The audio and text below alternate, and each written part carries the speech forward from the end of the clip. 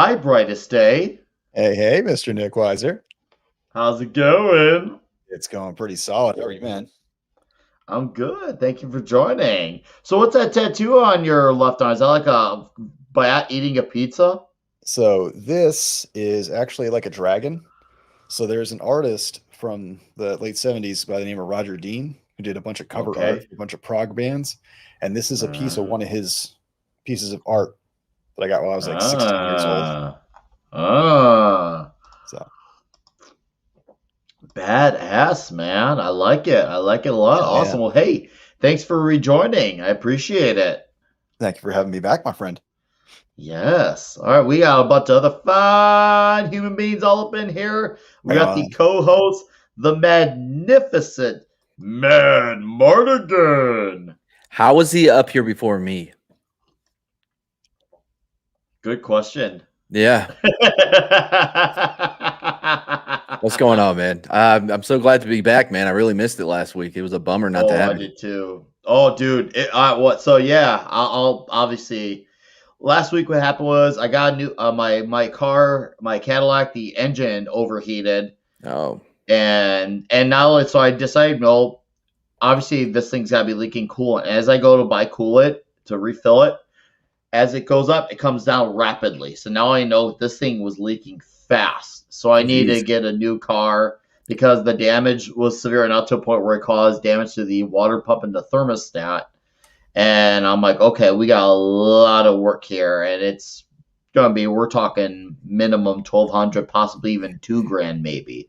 So I just decided, it was time to surrender a car. It had 165,000 miles, and Cadillacs usually don't always go that far. So I decided to just go with something simpler, dial back a little. So I got an Elantra, and yeah, so far so good. Obviously, it's only been a week, but I hated having to miss Toxic Tuesday and skip it. So I was like, ah. It worked out for So some reason. I forgot why. I had something come up last Tuesday. I don't remember what it was. all right. Well, hey, I'm glad it worked out. Yeah. Yeah. Ah. All right, we got some other human beings here Yeah, returning some as not always. welcomed. Mr. Mark D with a C. Hey, thanks for having me. It's an awesome movie. We were joking before, not enough guns and violence in it, so I think we'll probably be able to get through this one right with some toxic stories. Oh, there's some toxicity in this This one. may to be the make least up for the toxic movie guns. we've done. Maybe the least toxic movie It's we've done. toxic, yeah. Totally non-toxic, Uh, right? Yeah. So Yeah. thanks for having Totally me. non-toxic. Yeah, this movie's kind of like I'm not getting into it that much, but the movie's kind of like a violent cartoon almost. Just so Yeah. much violence in it. But Yeah. but I it's know, gonna be but fun to I talk love about it. tonight. Yeah. All right. Well, coming back here from last Toxic Tuesday, the Mrs. Arwen Avalon. Hey, man, I missed you so much. How y'all doing? I'll put a picture of you under my pillow just so you can be with me all That's week. weird. Oh, I guarantee you, my girlfriend doesn't have one picture of me, and she's like less than 10 feet away from me. Not I'm one picture. sure. How y'all doing? Thank you, Nick, for having me back. I'm excited. I loved this movie. My God, I love this movie. good. I'm glad to have you on to talk about it. And also, last but absolutely not least, I managed to get lucky and snag a few of the Midnight's Edge Espanol guys. Nice. One of them would be Mr. Diego Roles. What's up, buddy? I was gonna say, how is everybody doing? Hey, And this Yeah. movie Doing is good, the doing most. good. I will put this way: this movie can explain Latino taste so perfectly in just a few sequences. Oh yes, That's all I'm and gonna we say. will get there, and it's gonna be glorious. Hey, I want to say, Diego, Thank you. thank you for joining. Thank you for inviting me. Oh yes, no, the pleasure is mine, my friend. It's gonna be fun, of course. We also got Mr. Pablo of Geek Tropology as well. What's up, Pablo? Howdy how.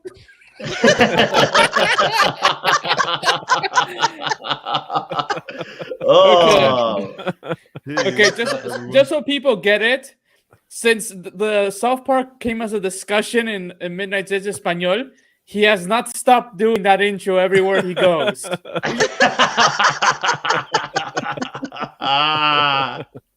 Dude, that's amazing. I was wondering where he started that from, but now it's all making sense now. It's all making sense. I love it. Pablo, what's going on, dude? Well, today I had the great pleasure of watching again Desperado after I saw it last week, man. Oh, at the last I place. saw it again. I was like, do I remember enough? I only have seen this movie how many times? Nah, watch it again. And again. And man, And again, right? Yes. it's great. Yes. Ugh. Well, I guess I'm just going to let our guests do the talking first. So, Pablo, since you're already chatting, why don't you tell us about your life history with this magnificent flick? Okay, so I started watching these films on air television. And these were the kind of films that, they got the rights on bulk. So you will have Highlander, you will have Universal Soldier, you will have Desperado. Uh, there will be a huge mix of different things. But then you will have this movie right next to things like Stand and Deliver and such, or La Bamba, things like that. So this movie was with the action movies and with the Latino movies all the time. And I keep watching it and watching it and watching it every single time. Then illegal DVDs became a thing in my country, right? And at that time, it just came out on cinemas once upon a time on Mexico. So that was the first illegal DVD that I ever purchased. Nice. And I have been watching those movies from when I was little, and I mean, well, I have been 7 years old, 8 years old that time, maybe. I don't know. This movie came out at what year? 95. 95, yeah. 95, yeah. 95. So yeah, I will have been like 9 years old when this movie was on air television. So think about a kid, 9 years old, watching this movie. It was a great life. Real quick, my girlfriend does have pictures of me. That's good to know. And Oh. she's also worried that you're going to try to steal my soul because you're a ginger, and as everyone knows, you don't have one. Oh, well. Then do you have? Then she doesn't have a damn thing to worry about. You're right, because neither does Mad. What? What? All right. I didn't say anything. Pablo, did you have anything you wanted to add to that? Not really. So Okay. No. All right. Cool. No worries, It's man. really, So- it's a really diverse panel you put together here. I know, right? I don't know if I care for it. It's stunning and brave. There we go. You go and you Before- add one woman. Before Damn, I go didn't on know to- I had enough power to take down a whole entire panel. Man up, y'all. Come on. Come on, yes, it's supposed to be You a toxic panel here, successfully right? I mean, defeated come the on. patriarchy tonight. Hey, Congratulations. There. You I- have two Latinos here. The patriarchy is live and well. Amen. I like it. that Catholicism is no joke when it comes to women. They do not play. All right. Before I go on to Mr. Diego, I want to give a nice warm welcome to Mr. Zax, Mr. Angel. Hello, Mecklin made it. The Jack of all casuals. Elagabalus. I see commenting is dangerous. Severon the 13th. Dark Shadow Logan. TZ Canadian. Comrade Roof Korean the Base, who truly is base. Marby It's not Dog. Welcome to all of you human beings and Phantom Outsider. Animal Mas. Hello. Stone Cold Jeremy. and Mr. Stephen Otten wasting absolutely no time. Man, what's up, Stephen Otten? How you doing? It was nice to actually, be on a panel with you a few days ago for Latino Slants member stream. That was badass, dude. So nice to meet you. And he come in with $3.99. Says, hail, Nick Weiser, Arwin, Pablo, Diego, Bad, Marky, Brian State, Wrenches, and Chet. And hail back at you, Stephen Otten. Thank you for the $3.99. I appreciate that. And now on to our one and only Mr. Diego. Why don't you tell us about your life story with this movie? Well, it's not that fun as Pablo's in my case, because basically it was this. One day my dad got it from Blockbuster. Oh, We started watching it. Nice. Okay. Yeah. Okay, but I was about, 7? This was in 97, 98, right? Very appropriate. Okay. Yeah. So I fell asleep at one point. Family movie. Yep. Yes, family movie. Remember, this is a man who made me watch Aliens when I was 2. He made you do it. He was a good man. He made a you good do man. it. He was a great man. I had a phobia to the xenomorphs for so many years. As well you should. I mean, I think everyone does. Like, I don't know if anybody would be calm coming around one. Like, oh no, don't worry, guys. It's just a xenomorph. Yeah, it's kind of survival instincts. I think they're beautiful, actually, but okay. But I was gonna say, so at one point I fell asleep, of course, because I was a kid, right? But then out of nowhere, 2 years later, I can't remember, it was those channels that put on movies like HBO, Cinemax. I can't remember which one it was. They were showing it, and I saw it in full, and I was like, "Holy motherfucking god! This is one of the best movies I've ever seen." So you had a potty mouth at 9. Remember. Also, this is a fun story. My grandfather was in the military, so I learned a lot of swears from him. That tracks. This is a great story. What are you kidding, Diego? This is amazing. Go on. Yeah. I mean, the funniest thing was I actually saw, before I finished seeing Desperado, I actually saw Mariachi, right? Mhm. And I didn't even know they're part of the same story. I thought they were separate when I saw them. I think they're like spiritual. There's a spiritual connection to it. Mhm. Yeah. I don't think And it's an an actual exact. connection. Yeah, I don't think it's an It's like exact. they're loosely connected. Yeah. Yeah. Yes, but that's the whole thing. Supposedly the main character, the Mariachi in Desperado, actually is dreaming about the moment that in the end of Mariachi, when he gets shot in the hand and his girl gets killed. In the beginning of Desperado, it's all connected like that. Best thing ever happened to him. But I never understood it until some years later, when, again, watching on TV before I decided to go full YouTube, I saw it again, and then it's like, wait a minute. It's all connected. It's all- Exactly. Yeah. And now we have a wild Tom here. Or a poly. A tall, Or is he both? What, this is like their afterbirth baby. or not? Maybe Who is that? Yeah. He's Schrodinger's Tom. We don't know who he is. That is true. Yeah, we don't know if he is poly or Tom. Quick, somebody. This could be Andre pretending to be both of them. Both Yeah, together. maybe he's an orgy of all of the above. I don't know. If anyone's known for their pranks, Mark, is Andre. Such a cut up, that guy. I swear it's not me.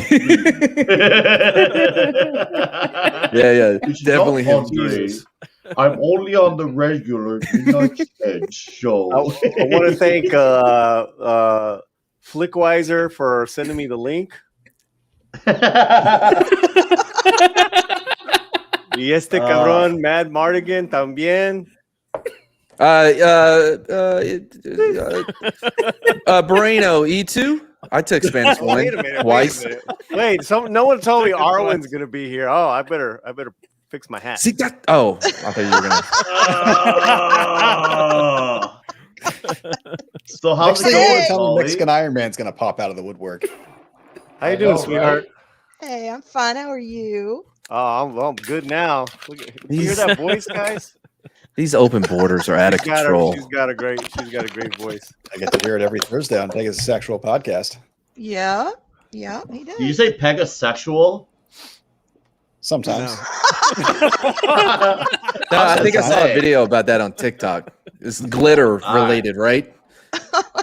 All right, so Paulie, since you and Pablo and Diego are our main guests tonight, I had the other two fine gentlemen that you do your Ami Espanol with talk about their first initial experiences with this movie. And I know a man of your taste and expertise definitely has some history with this movie. Why don't you, for the chat and for the panel, tell us your life story with this amazing flick?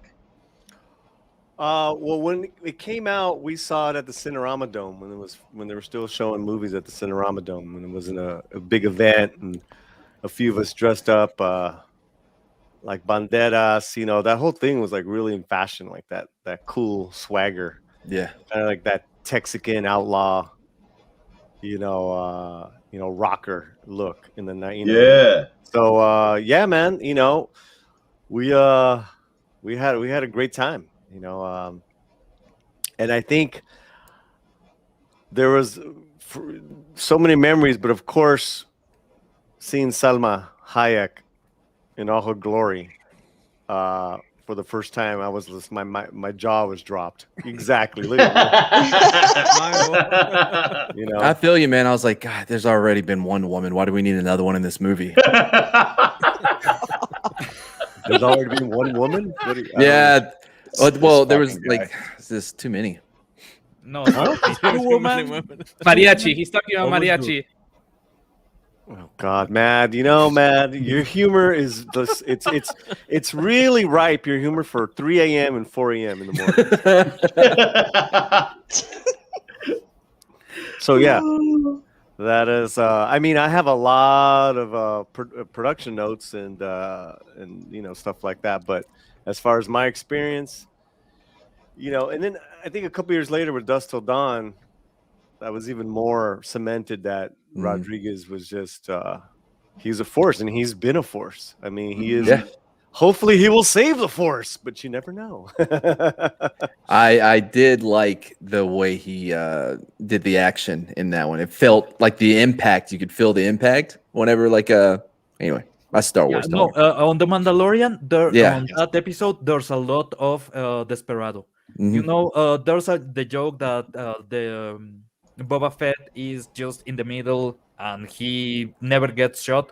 But if you see, you have in this movie 2 guys that get in the middle of the street and fire a guitarzuka. People and nobody gets it. So it's completely Rodriguez. Easily one of the top 10 scenes of the movie. Yeah.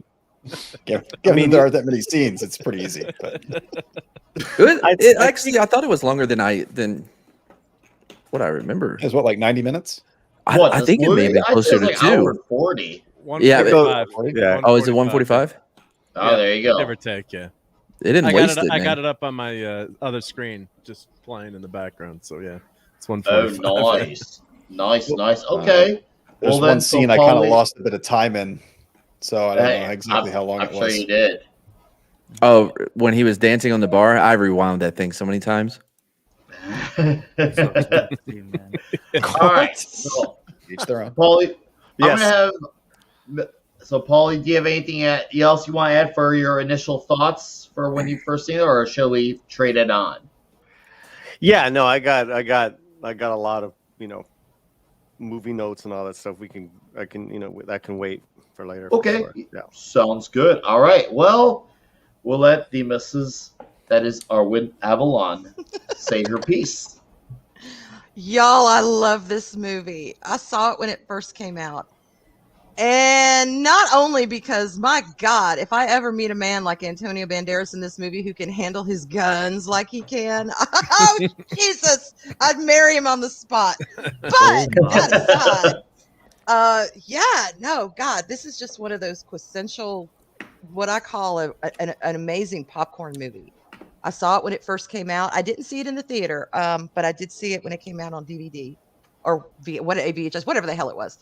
And I loved it, and I still love it. To me, it holds up to this day. And it's got some good memories because my husband had a lot of the same elements. He had the dark eyes, the long dark hair. He loved his guns. It's making a lot of sense now. Yeah. Yeah, exactly. And it was bittersweet watching it again this time because he's no longer with me. But it is what it is. And but it brought back some really good memories, and that's what's important. So yeah, I love this movie, and I would recommend it to everyone. And I think it's toxic as hell, and that just, I don't know, that turns my crank. So there we go.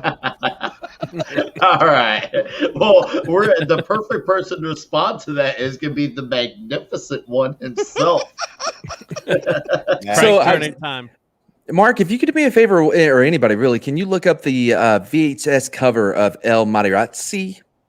What? El Mariachi. It means the guitarist, musician. So like El mariachi? El Yeah. mariachi or the paparazzi? No, the El Mariachi. No, not El is la in Spanish. I took I Spanish thought one you were- twice. I thought you were talking about Nerdrotic, but yeah. It's amazing. No, El Mariachi. There we go. I got I'm it. El Spanish, of Padratic, course. yeah. I get this. So I remember as a kid, at the local movie store, right? I always saw the cover to El Mariachi. I can't roll my R's. Anyways, and I remember, I don't know, I wanted to see, and I didn't look if my memory holds up, because I remember the cover having the dude in black pants with an Uzi with a suppressor on it and a guitar case in the other hand, and there was a turtle, and he's walking down the road. Show me the turtle. Is there a turtle behind you? Yep, there's a turtle. Yep, there's a turtle. Yeah, Yep. it is a turtle. It's a Nailed turtle, it. yep. I Good remember memory. walking past that cover because I would always walk past it. I never rented it. I couldn't rent it because it was too violent, right? And I There didn't you see go, it Matt. until years It's in the later. private chat, Matt. It's in the private chat phonetically. Give Yeah, it a El shot. Mariachi. That's exactly what I said. Oh god. Oh god. Baboso. this I ought was to be gonna have a stroke. Oh, man. All right. Anyway, That's good Italian. I eat chorizo and eggs. I know these things. Oh, yeah. Taco burrito. Let's go. Yeah. Carne asada. I eat.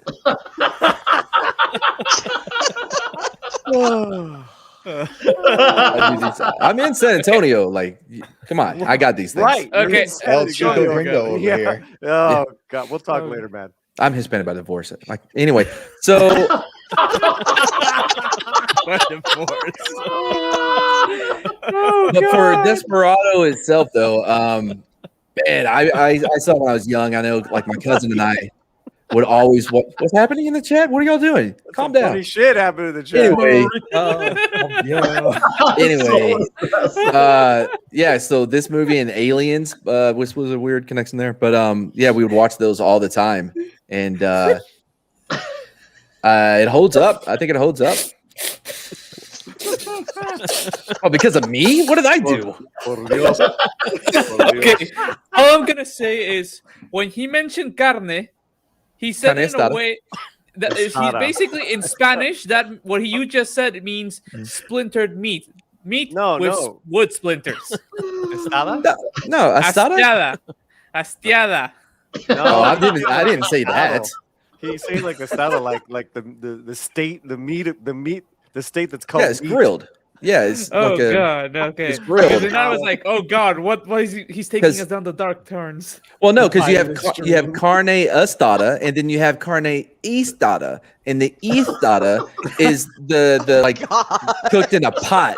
I don't really care for it as much, but the astada is grilled, Ay Dios mío. and you put that in a taco, and you are good to go. Ayúdalo, por favor. We're not going to get to this movie tonight. Nick Wise, not I gotta getting get it. going. But yeah, no, I gotta Desperado, I gotta go cook some carne asado. astada. Why? Whatever. Anyway, Oh god. Anyway, Tap on one. Mr. Bad. Oh my god. Anything else you wanted to say? Or is No, that it? please. Well, yeah, no. Just a side note. I actually like. Just Strata. I actually like Once That's Upon a awesome. Time in Mexico the most out of all three. Oh, that movie. Oh, cool. Nice. All right. that out No, it's all good. No, add a little note. Also, I want to give a nice warm welcome to Mr. David Serta. Says, hail to all. And I saw Soul Assassin in here. Welcome. Hi. Thank you for coming to Talk to Tuesday. All right. Well, Mark D with a C. Why don't you talk about your Desperado? I don't know if I can top that. I mean, God, that was awesome. Man.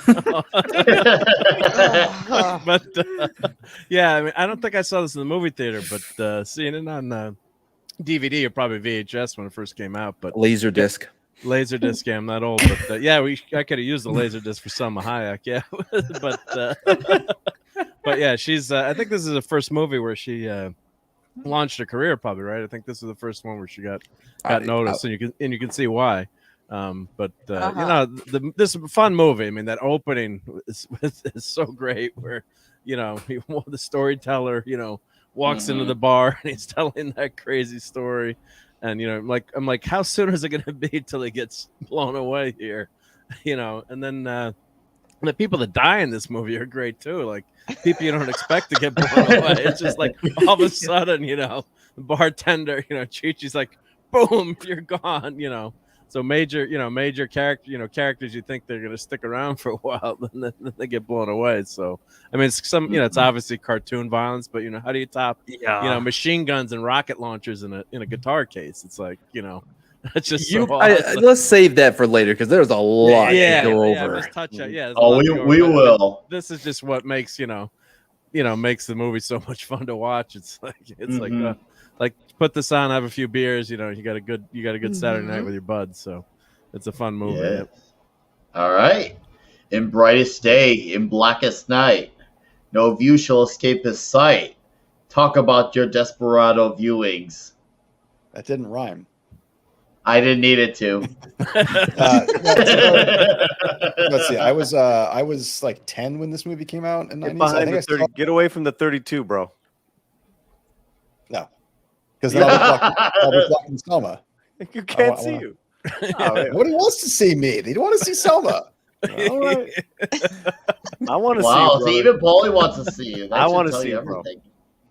I mean, anyway, so I was like 10 when this movie came out. I probably saw it on DVD when it first came out, and then it was like, you know, on regular rotation in TV. So I've seen it quite a few times, and it, you know, in various censored versions and whatnot. But yeah, this trilogy, like all three of these movies are just awesome. Like Rodriguez's style is second. Well, no, I'm not gonna say second to none, but it's unmistakable. Like when he does something, he's got certain clicks, and a few of those clicks make their appearance in this movie. One of which is my favorite, the cod piece. Everybody knows the cod piece.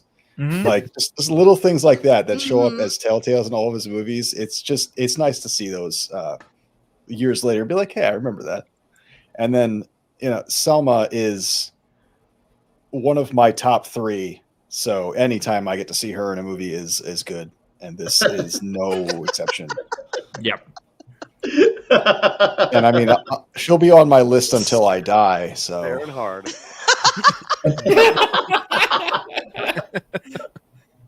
All right. Awesome.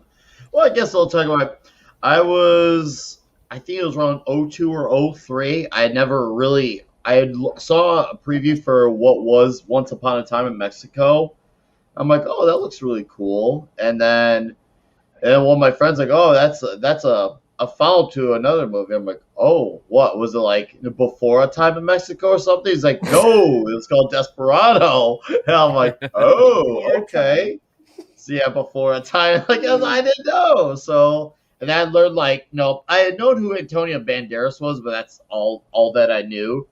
But then, I knew who, like, Quentin Tarantino was and Steve Buscemi. But then also I see Desperado, I'm seeing this whole epic cast. I'm like, whoa, look at all these, like, cast members. And you got a whole, like, who's who all up in that list. And I see the movie, and I love the action. I love the tonality. I love the music aspect of it is amazing.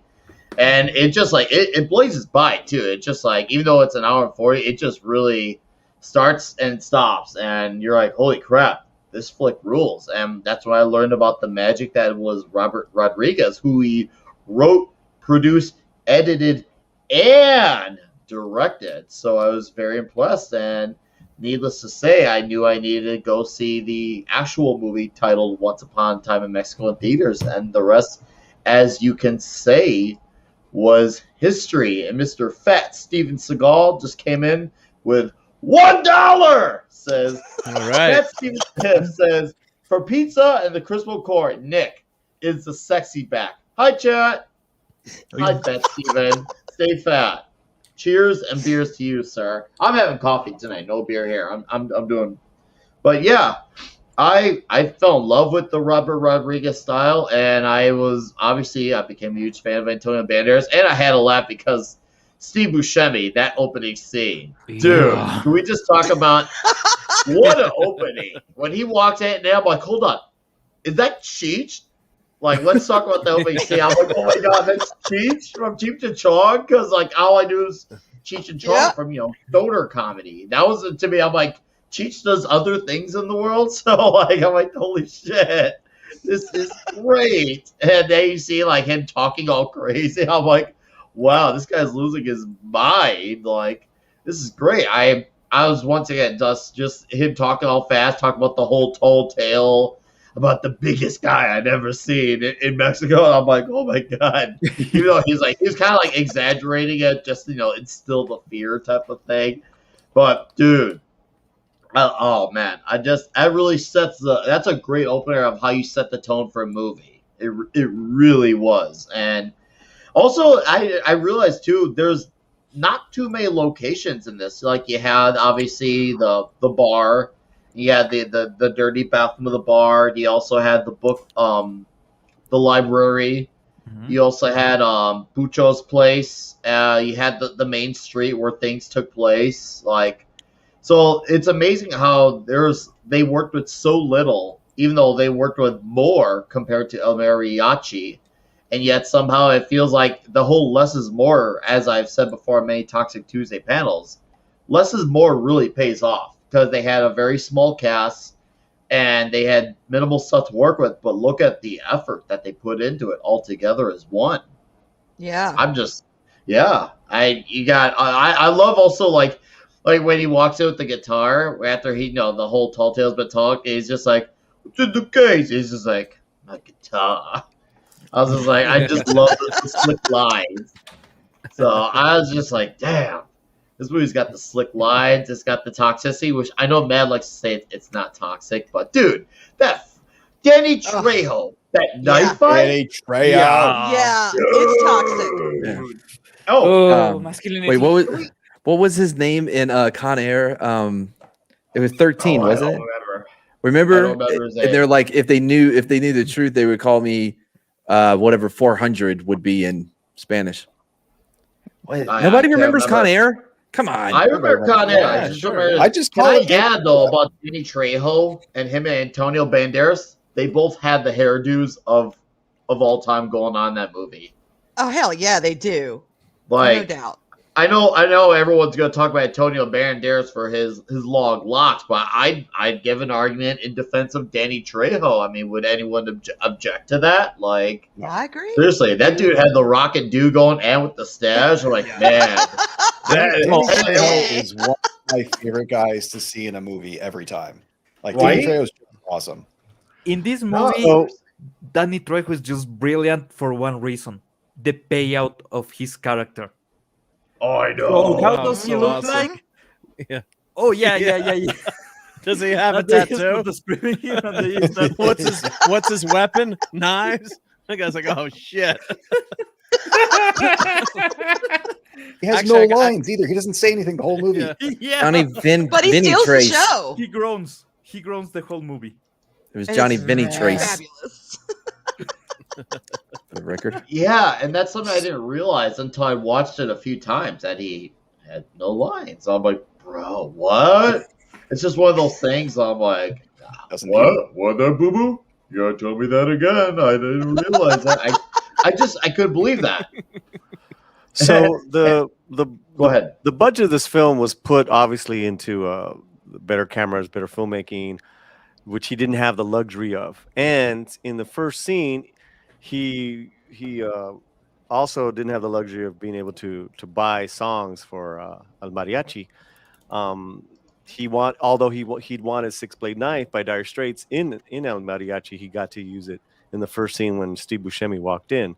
That's that song playing, and such a great song, such a great soundtrack. There's a lot of, I mean, basically it's two very musical scenes that open up the movie. You know, the music and the music and Buscemi's great speech, and then he goes right into Banderas singing El Mariachi, the canción. The Dream.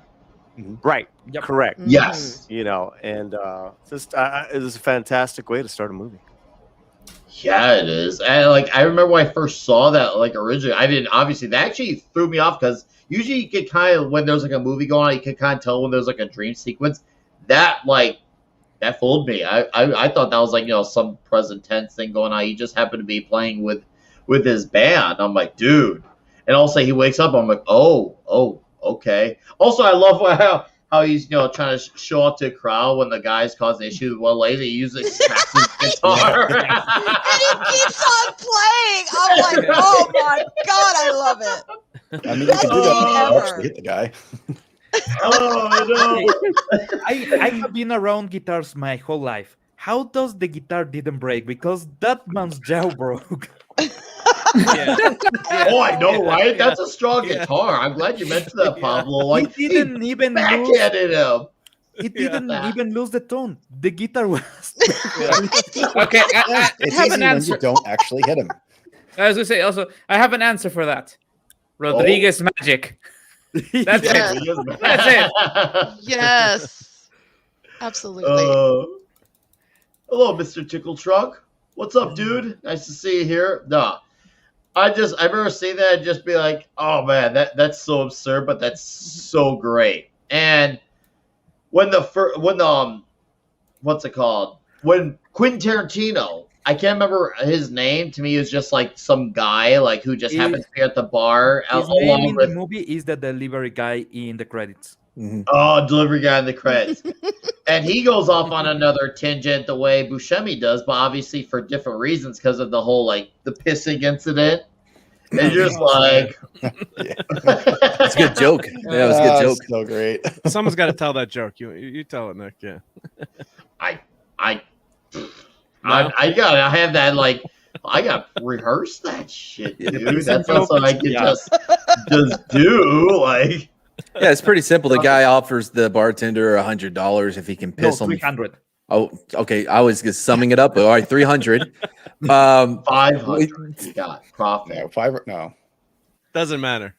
So he's pissing. So yeah, he starts pissing everywhere, just laughing, and the bartender's laughing and stuff. And he's like, "What's so funny?" And he's like, "Oh, I bet those guys over there 500. I could piss all over your bar, and make you laugh, or whatever." Yep. Yeah. And that's the joke. Yeah. Yeah. It's a good joke. Yeah. Yeah. It was very toxic. Fair. So toxic. Literally. The best part is Tarantino trying to play it straight. You know, he's trying to actually act there. I mean, I'm surprised he didn't try to do an accent like he did in Django Unchained when he's like, I feel like doing an Australian accent in this movie. You don't mind, do you? Nice little tidbit of information. You know what Steve Buscemi's character name was? Buscemi. Yeah. Seriously? Yeah. Well, Yes, they only had him for 7 days. They couldn't, take the time to write him a name. You get it. The shimmy. Oh god. Yeah. Of course he was. Of course he was. That makes too much sense. I love to at the bar when like there's that whole saying about the customer is always right. It just says the client is always wrong. Yes, yes. Mad Bardigan. That seems like a place. If Mad had a bar, that's what it would say. If Mad Bardigan had a bar. We put up with no shit. As soon as those white ladies walked in, I would have told them to get right back out. I'm not dealing with that shit. And your beer would probably taste like piss too. So Yeah. there we go. And that all- would it be all all that was works. in it. Would your Obviously- bathroom be that clean too? It makes The bathroom with the because- secret door. Well, it makes sense because I'm not going to hire women. So then the dishes are never going to be cleaned. So yeah, they're going to be dirty. That's right. That Hell yeah, it tracks. would. Ooh, so here's a question: which movie had the worst bathroom, this or Train Spotting? I don't know train spotting that enough to. Well, then stop. I mean, that's a good. That's a. That's. I mean, a I good one. did. They're both pretty disgusting. I don't know. This bathroom was. This one had like Trainspotting is a little more explosions. disturbing just because of the subject matter, but yeah. I would say Train Spotting just because this one is actually a fake. Yeah, that would, yeah, exactly. That's what I'm Oh. saying. Like the content with Train Spotting is just pretty disturbing. But a couple of actor notes. Yes. That away. Cheech's right hand man Tavo is Tito Larriva, and Tito has been playing music in Repo Man and various indie films. You can hear his music in this one as well, and then also he's a house band later in the other film Dusk Till Dawn. But, Oh. yeah, he's been in so many films. But Tito, when he's chasing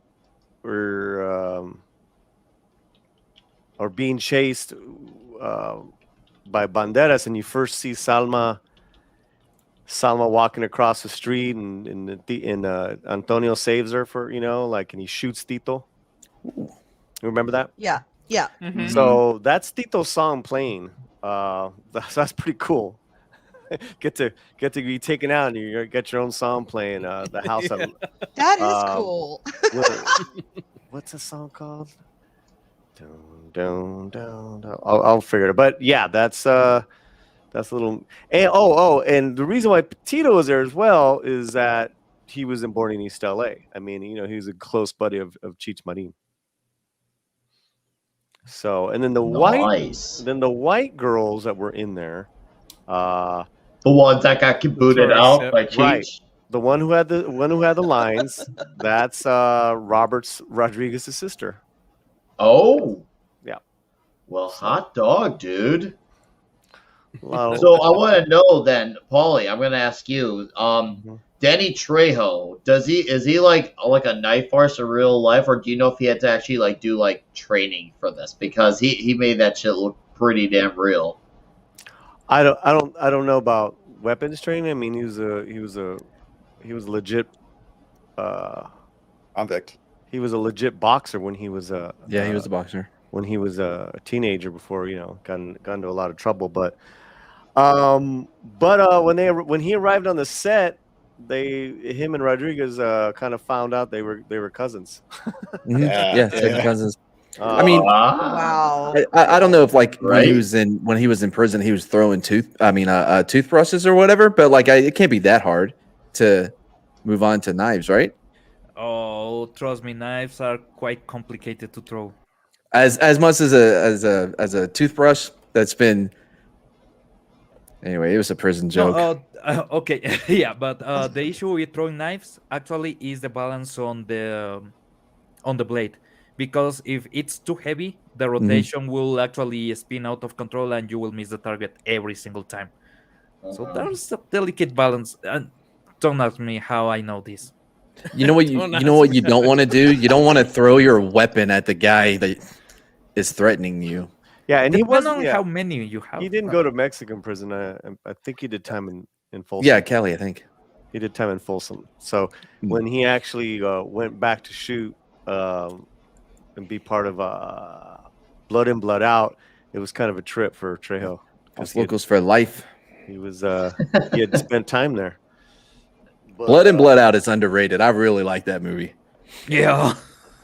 I have not seen that one. Put that on I my have list. not seen that. Well, after your review, Paul, I picked it up. Yeah, I loved it. Yep.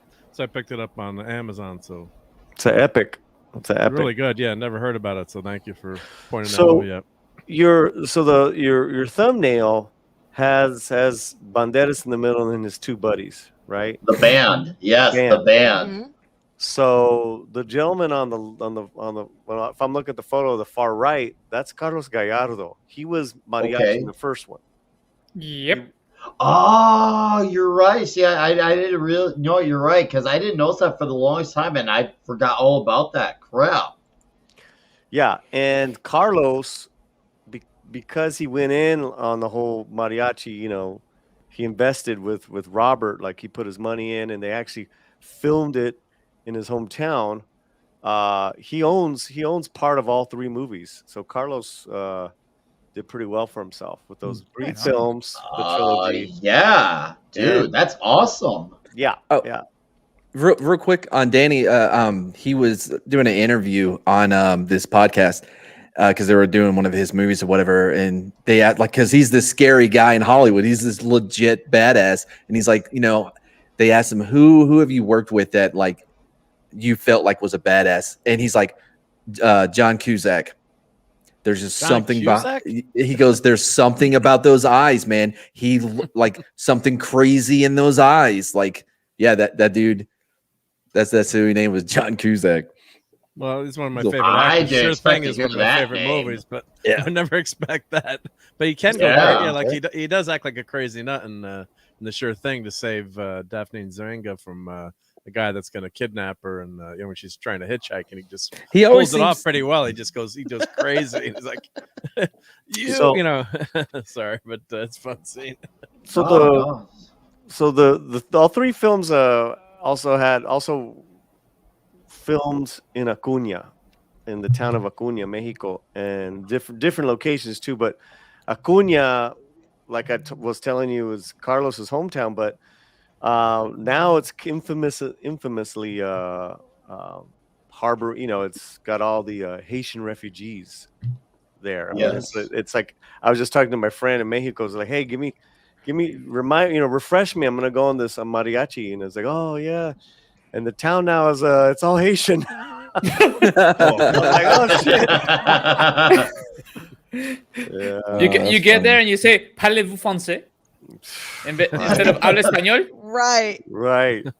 I'm petit Carne foot. Estada. Carne Estada. No, it's no. Oh, that's it. No, now it would be oui oui.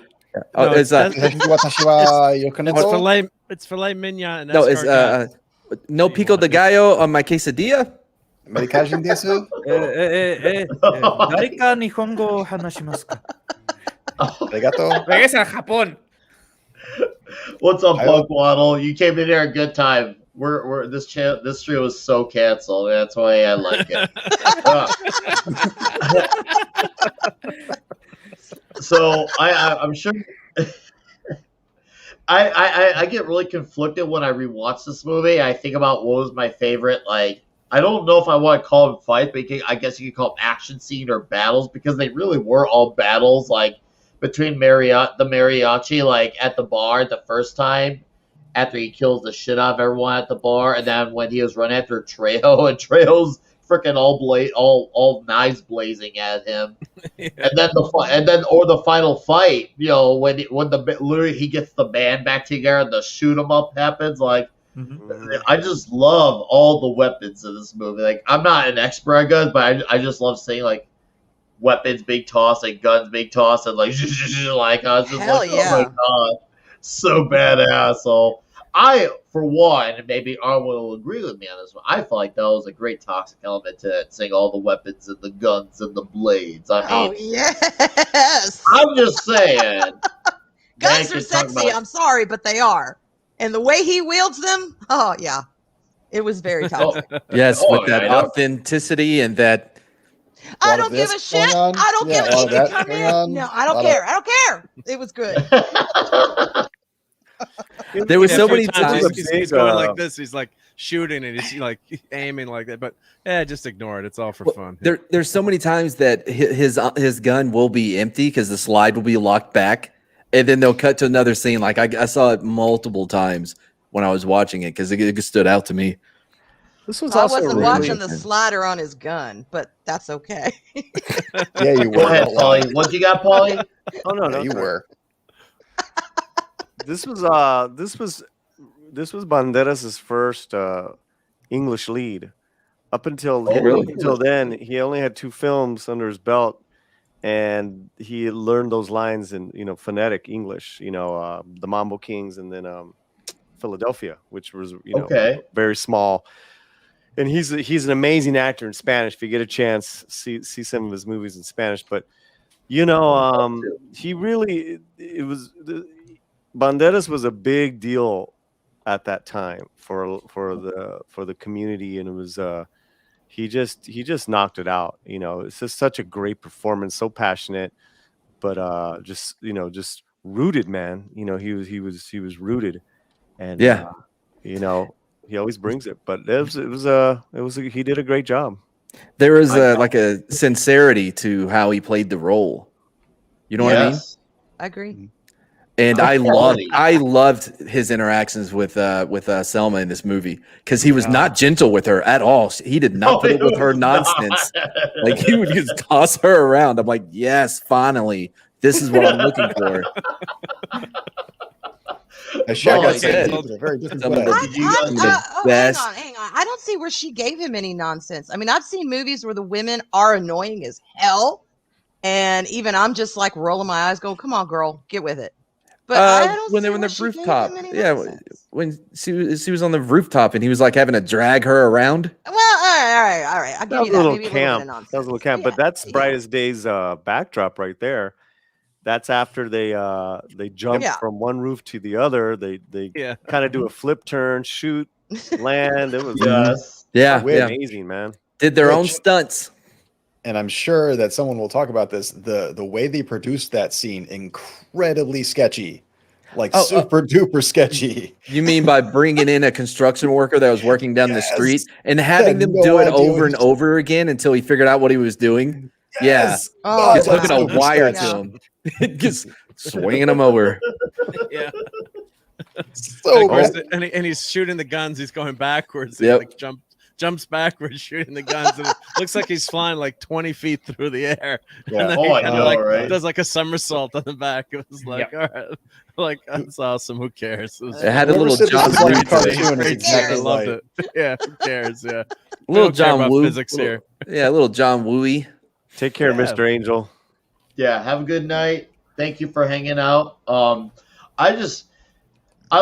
glad you mentioned that rooftop thing, because I'm like, man, would that hurt the shit out of his shins, ankles, like his feet, like that big jump and the landing to it. He gets up like a few seconds later and just walks up, the fire going up and back of it's still all badass and amazing. I'm like, yeah, He's a you go, badass, yeah. Banderas. But You go. Uh-huh. as great as he was, right in that moment, all I was watching was Salma, and the way she was walking. Oh, I'm sure. I guess we Guys, could talk who's even about there? Carolina. I guess we could talk about Carolina. I could tell everyone's dying to talk about her, especially Matt. No, let's You're skip a man that after part. my own You heart. know it. I'll be back when you're done talking about the women. Shouldn't be too Okay. long. There's only 2 of them in the movie. Bye. Later. Brian, stay. I'll let you. Take 'em I'll out. let you talk about your Salmifying. Look, I already Upbringing. said she's on my top 3, and she will be there till the I end of know. time. She is just such a classic beauty, and it honestly, the scene in this movie between the 2 of them, as awkward as it was for her to film, if you go read the history of it, they had to do so many takes because she kept getting uncomfortable, and it took her so long to get comfortable both with the scene and being nude and being with Antonio. But if you look at it at a macro level, that scene, the way it's cut together, is actually quite beautiful when you take that into account. It's it's got this flow to it when you go from the fade cut to the fade cut to the fade cut. It's actually very, very well done in It's not retrospect. gratuitous, unfortunately. And she's just absolute. Unfortunately, yeah. It's absolute. She's absolutely nuclear fire hot. I can't get over it. Yeah, There, then I'm they done, cut. Matt. Then they cut to the the bad guy, and he's with the obviously with the hooker Oh, or yeah, whoever he's with, yeah. and there's like no joy there. It's just Oh yeah, 3 the women. total I forgot about opposite. her. It's just like Yeah. what Matt forgot her. Yeah. I forgot. So Number there's 3. Yeah. There's 3. Yeah, and then he like blows smoke in her mouth and makes her swallow the smoke. Ugh. It's like Oh, Yeah, I was like, scummy. this guy's not pull that this bad. guy's in. Ugh. No. He's starting to win me over. Oh, that's this one's easy soul for me. Definitely marry Salma F. Penelope, kill Catherine Zeta-Jones. Oh, Ooh. Diego, you're a guest on here. You want to have your? Let's see. More than anything, what I actually enjoyed about the movie because is the action scenes, especially at the very end when he calls his buddies, especially with Carlos Gallardo being Campa, and that's one of the reasons why I didn't connect the relationship between these two movies, because the actor of one I saw in another role in this one, so it's like, wait a minute, it's like I didn't see it at the time, but just the whole sequence of them, the whole shootout, it was so weird because, I mean, it's not the first shootout I see at that time, but still, it's like it was just. For me, it was poetry a bit because it was actually well made, even though it was so over the top. It was like this kind of he was just having fun with it to the point where it's like you get the case, you get the Zuka, you know. He was before his time with the way like his action scenes played out. Like they hold up very well. Not all movies action scenes hold up as well as this one. I thought they did really, except for the guitar cases. That was absurd on so many levels. But other than those, Oh, that's beautiful. Oh, I love how That's beautiful. like, despite some exaggerated parts, from the jumping of the rooftop to the swing of the guitar in the guy's face in the dream, but everything about the movie looks real. Like once again, and that came out in '95, so we're talking 26 years ago. And there's a lot of movies that came out in the '90s where CG didn't age so well, or even some of the practical effects didn't even. But this movie looks great, and you could tell like most of it was like, or at least looked real, or if not was. So kudos to Rodriguez for doing his damnedest. And look at that drop. Seriously, that would have broken a man's back with that drop. Yeah, and he was already damaged. He'd already been shot. He'd already been stabbed. It was just like bullet removed. He had to take out all his blades. Nick, you could say that about Rodriguez's all his films. Oh, you could, but that's what I love about it. They're so over the top.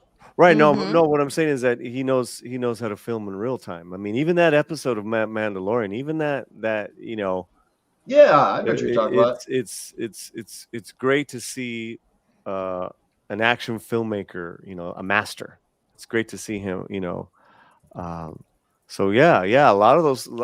I just recently saw Desperado, maybe not even a month or two ago, and yeah, it's really good. It's still really good. Right. Yeah, I think part of it was agree. because he's used to working on no money, right? I mean, the first movie. So this is probably his third movie or fourth movie, but I mean, I think the first movie they said they spent $7,000 on.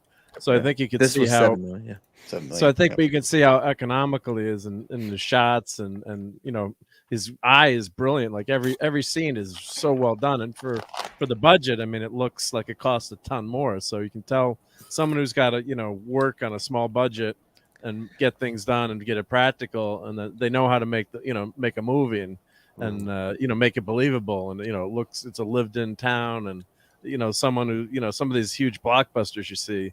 The guys, just overshoot everything, and this is just so well done with the composition and everything. That's what makes it believable. Mm-hmm. Well, yeah, no, like I've talked about this a lot about the how the budget constraints it actually pushes people. The adversity is like the father of ideas or whatever, right? Like if you look at Jaws. Bruce the shark didn't work, so they couldn't, show him throughout the movie, and it made for a better movie. And Star Wars, like what George Lucas had to go through, even in the prequels, he was, having to come up with different things that were never around. Oh man, what's the one with Johnny Utah? Point Break, right? The way that they first one. the way that they filmed the chase scene was actually the first time it's ever been done and is still used today. So when you see movies like Disney Star Wars, they have all the money they could possibly ask for. They could get anyone they want. They could do anything that that they think would make a good movie. And what did they do? They gave us Ray Palpatine. My point is, Yes, they did. my point is, like, it's not something to look down on or get down about, like, oh man, this movie didn't have a big budget. Good. That means that they actually had to be dedicated to the craft and dedicated to their vision and find a way to get it onto film. That's why Neil Breen is one of the greatest directors of all time. Can I say something that really sold me actually in the beginning of this movie? Yeah. That I was just like, damn, the lighting in this movie. Okay, when he's in the bar and he's telling the story and it shows Antonio Banderas first come in and you can't see his face. All you see is that crown of glorious hair, and you know shit's gonna go down. God, the lighting in this entire movie, it sets mood, it sets tone, it sets emotion, it sets everything. And I never see that talked about a lot. But it just sets you up for this larger than life character, even though, it ends up he's not, but yet he still is. Fantastic. That entire first scene with him in that bar, and you don't see his face till that one scene where he turns around and those damn eyes, those penetrating dark brown eyes. Oh my God. I love that scene. Yes. Penetrating. No, I agree with that, because Buscemi's talking about it, he's talking about how I didn't see the face, I saw the eyes, and you can see those eyes, and those eyes. He's talking about it, he's got like an Undertaker thing going on with walking in the darkness. I thought of the Undertaker. I'm like, yes. That's what I thought about. I'm like, he just needs a gong to go off, and Antonio Banderas is doing the dead man. He's the Undertaker. I'm like, holy crap, just give him a cloak. But I love the suit that he's got. He's got the nice jacket, the pants. Everything. He's got such a badass look to him too. I'm like, obviously I could not pull off those clothes, but if I could, I would dress like that. I can pull it off, Nick. You got the hair. Come on. God, it really is. I know y'all are all about Selma, but Pablo or Diego. Have you guys got those outfits? I mean, it's not like you're me trying to do it. I was gonna say no. I'll be honest, no. Pablo, maybe. Me, no. Fun enough, I have worn a mariachi suit, but it's because my best friend had a girlfriend, quote unquote, because they never really consolidated. But yeah, he had a girlfriend that was in a mariachi band, so things happened, and I wore the costume just for kicks and shits and giggles. But other than that, I have not such a clothing masterpiece, but I would love to. It's a sexy way to dress. And I was gonna say, also talking about the eyes, have you noticed the fact how Rodriguez tries to connect still every single element from one movie to the other? Because when we talk about how the scene goes to his eyes, and how one of the things they take out of Johnny Depp's character in Once Upon a Time in Mexico are his eyes.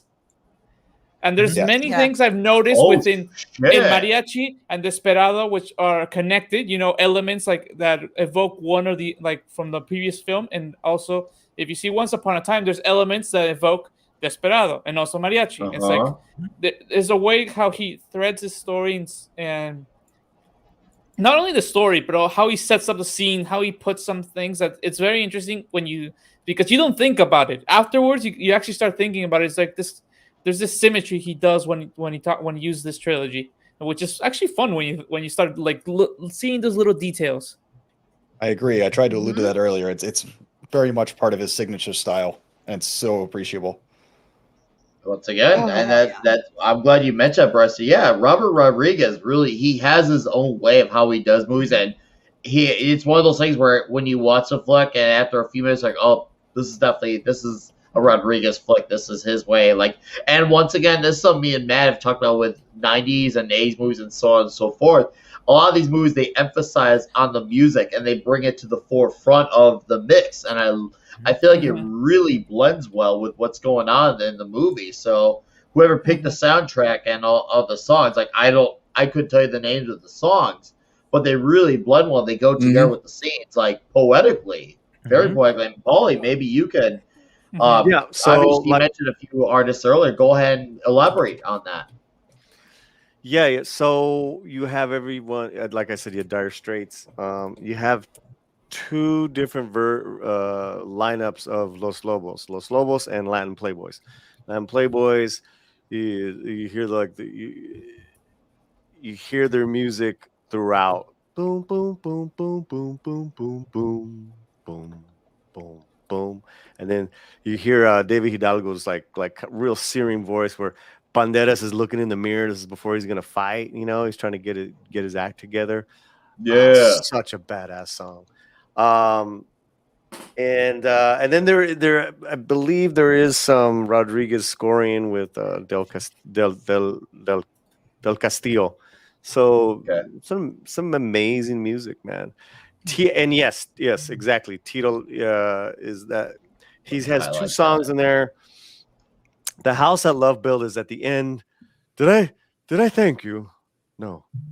Well, I will. And they right up into the sunset, and that's forget about your past, forget about your will. House That Love Built. That's Tito. And then the one he dies to, which was like that's like a real wicked, rock melody. That's Tito as well. So just incredible music, guys. Yeah. That's still good right now. Like, to listen. Yes. Yeah, I agree. Paulie, I agree. It's making me actually want to go seek out the vinyl for it. I wish if I could find it. I'm going to try to find out like a half price books. I don't know if you got those stores by you, but I was able to score a Top Gun vinyl and a Rocky 4 vinyl, so I'm hoping I could have a shot at Desperado next. If they made one, of course, because the music in this is so good. I haven't watched it in a long time, so it made me reappreciate the soundtrack like so much. I'm like, wow, how did I not pay attention to this music this much? It sounds absolutely killer. Yeah, I mean, very innovative sounds, along with like mariachi overtones that you hear, but it's not typical. It's like it might be a mariachi tune, but it's through a guitar. And like an electric guitar, a plugged in, right, not acoustic. What's that? Said not acoustic. Yeah. I'm just saying, like some of the scoring, some of the songs you hear as like the march. Remember the wedding march? There's a wedding and Salma's. Yeah, that is a Latin Playboy song. And he's doing the mariachi melody all on the lead guitar. It's just crazy. Yeah, that's for Latino music, it's like you don't do that, And those guys were the first to just really like kind of like put some rock and roll into mariachi, or lack of better words, Latin music. Lobos and Lobos. Yeah, I mean, they're just you get the soundtrack, guys, and hear how innovative some of these songs are. It's just crazy. So good. Yeah, Tito's music is more straight up rock, but he's so good, and he had music in Dusk Till Dawn as well. We got people contributing about the music on here. Hell yeah, Chad is absolutely killing it about Soul Assassin, Animal Moss. Thanks, guys. Appreciate that shit. No, it's once and now. So yeah, I'm glad you brought that up, Paulie, about the music. I want to emphasize on the action sequences, and I'll have our main guests talk about the action sequence. Unless you had something else you want to add. Yeah, real fast, Soul Assassin. Yeah, no, go ahead. Patricia Vaughn did 1-2 for Once Upon a Time. Severina, Patricia Vaughn's Robert's other sister. He comes from 10 siblings. Wow. Oh. Wow, they are very productive. Nice. That's Catholicism. They say orgullosos Latinos. Yep. Yeah. Ándale. Yeah, The no, time before TV. I'm still trying to decipher why Fat Steven Seagal's picture is basically mocking the space dandy. The what? Isn't he Elvis? It's an anime. oh my god, I don't even know. I don't know, don't even know. Nick talked me into watching one anime. I watched the first episode. Haven't been back. It was good though. I What was haven't it? been back, Primal? but it was good. Yeah, the And first episode was hard to good. get response. I've Wait, heard. Primal is not anime. What, Primal? Yeah, it is. It's cartoon. No, it's not anime. but it's Oh, that's amazing. not animated. No, well, it's animated, not anime. Yeah. What, I thought anime was short for animated. Well, that's where you Is got it wrong. not? It's a genre. Yeah, of well, stuff. the technicality. Anime. So technically, I'm correct. No. No, technically you're No. wrong, but that's okay. Whatever. It Oh, looked yeah, animated to man. me. Man, Schrodinger's I miss non-Mardigan. you so much. I really Okay. miss you so much. Like, I'm so glad we got Toxic Tuesday back.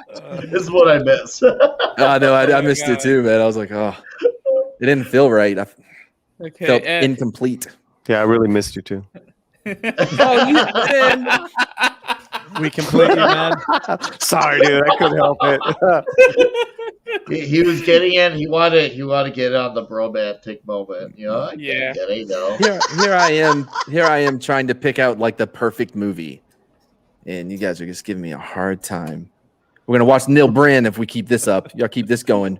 You're gonna watch. It's Neil Brand. Halloween. Why not just pick The Thing? Everybody was talking about how wonderful The It's Thing not was even. last Yeah, week. but we have the rest of October, So Rocky there's Horror more Picture than Show? one. and the thing's not Say really that for Halloween. Ironcaster. No, Maybe no, we no. could say Then that it for shouldn't matter. Ironcasters. Little I mean- Shop of I Horrors. can't I was gonna concentrate say- anymore now that Brightest Day changes background. But what were you Suddenly guys talking about? Seymour. All right. Anyways, let's go on to the action on Desperado, and I'm gonna let our guests have the floor on the action. So, Diego, I'll have you talk about the awesome action in this movie. Again, as I already said before, it's one of those. It's a very strange situation where I've already seen like very cinematic set pieces right before this, but the moment I saw this one, it was very. I know it's going to be a strange word, hypnotic, because I just Okay. couldn't like take my eyes off of the action any moment. You know, it's like you're there, you're seeing the gunplay, you're seeing, even though as Matt said, when you start seeing those little details, like for example, yes, he ran out of ammo, and then there's a cut, and it's like weird, right? But still, the whole fact is how at least there's a fluidity in the whole gunplay, the sequence, that you really at the end are like not really prone to notice it as much, right? Yeah. Unless you're like really looking for it, but if not, you're like just seeing how it flows, how the combat goes, how they're using the guns, you know, and sort of like, and weirdly enough, it's like this crescendo that you see in very operatic music in a sense, because of how it sort of scales up little by little, the whole massacre, until they finally go with the bazooka, and it's like the climax. And then you see the whole carnage. You see what's left, you know? You see like the physical manifestation of this entire gunfight play out, because when you see it like in action, you're like, yes, you're seeing destruction, but you don't see the magnitude of it until you end it, and then it's like, holy shit, what just happened? Yeah. Yeah, devastation in the wake. All right, no, awesome. All right, I'm gonna have him send off on his thoughts on the action, Already? and then he's gonna bounce and get to do the honors of plug Well, in. So, It's- Paulie, Yeah, do sorry. it. I'm on the East Coast for the no, next you're couple good, weeks, dude. so You're good. Oh. You hang out your fucking hour. Thank you. Come on, I had so is missed, he. you know, and there's some busy times over here. But if Brightest Day, I just have to commend you on these photos, because these are Salma. These are recent photos. I mean, Yes. it's the one behind you is where she's actually in a yoga pose. Thank you, Ay, sir. Salmita. Thank you, kind sir. Brightest Why Day, did just you Thank you. recognize it? Brightest Day, just Can we solo Brightest Day right now, please, Nick? All right, just for you, Oh, Paulie. I'm guessing this is a solo trip to the East Coast. Yeah. It's none of your business. Ay, mi You have a madre moment del here? corazón. I see some twins there, and I don't think this is solo. This is Enhance. Oh my god! No, it's over. You got too excited. Oh my DJ Brian and god! Dave. There's a wardrobe malfunction there. Horrible. Galactica Actual, please respond. Good night, Macklin made it. Thank you for hanging out. Polly, it was good seeing you, man. He went out. He went out with like, no, you ruined my Wait, I want to hear about the memories." yoga pose, Polly. So you did yoga with her? No. I just remember that she put that Instagram post up, and she was like, "I'm like doing my best to bring positivity in the world," and I'm like, "Salma saves the world." You were feeling real positive, weren't you? Yes. Oh, God bless All her. right, Paulie. Thank you for hanging out. See ya, Paulie. Appreciate it. Bye, care, Polly. Polly. I'm available. Take care. I'm- Stay toxic. Hey to Polly. Polly, I'm usually available when you do your streams. Bye. That was subtle. Was it? I felt it felt smooth when I did it. Yeah, it was good. It was good. Yeah. That's not what she said. Wait, you didn't let Oh, Polly's got God. Polly's got a plug now. Polly's got a plug. We have a show tomorrow night. Not with Mad, but Yeah, no, I'm busy tomorrow. you're busy at that time. Nick, love you, man. Thanks for the Love you, invite. dude. Thank you. Have fun, guys. All right, Bye. Paulie. Bye. I'm gonna go do yoga later. In a bikini? No. Is there another way? Arwen, Yes. just for you, I will do a yoga pose in my bathing shorts. Trunks. Oh, thank you, honey. I Just for you. appreciate it. Okay, bye. I better go. Oh.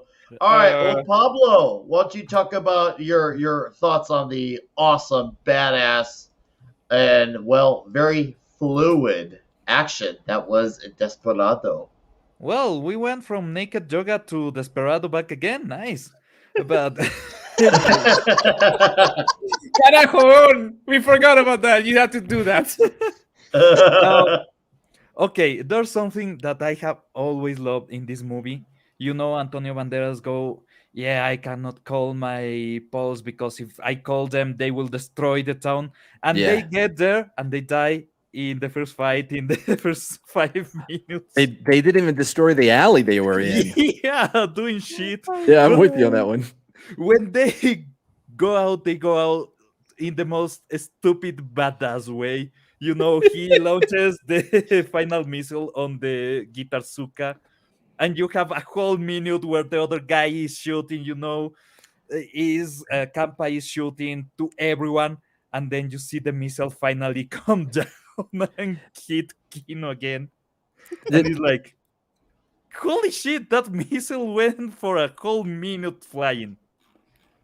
Oh, I know. Right? I think like the most unbelievable part is that they that's how they fought and they lived this long. Like what you know what I mean? Like they did not even not even flinch. Didn't even like one of them was like, hey, maybe we should get behind something. No, we're gonna stand here with our guitar in the cases. middle of the street and Okay. I'm gonna say this only because I get Rodriguez there, because remember, these have to be macho. You know, you have to be Yes. the idea of Gotta be Latin toxic. macho. So it has to be like standing there, almost a little bit more. It's like I'm in my shorts with my long socks because I give a rat's ass, and I'm gonna fill you with lead. That's it.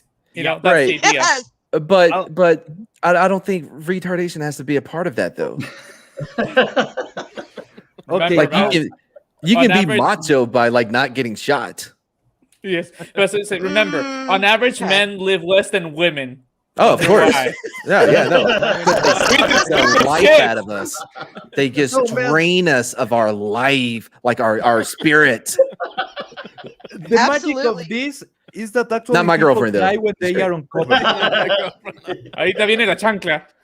People die when they are on cover. There's magical bullets here because sometimes there's people that are covering in the bar and Banderas is shooting and they are supposed to be out of the line.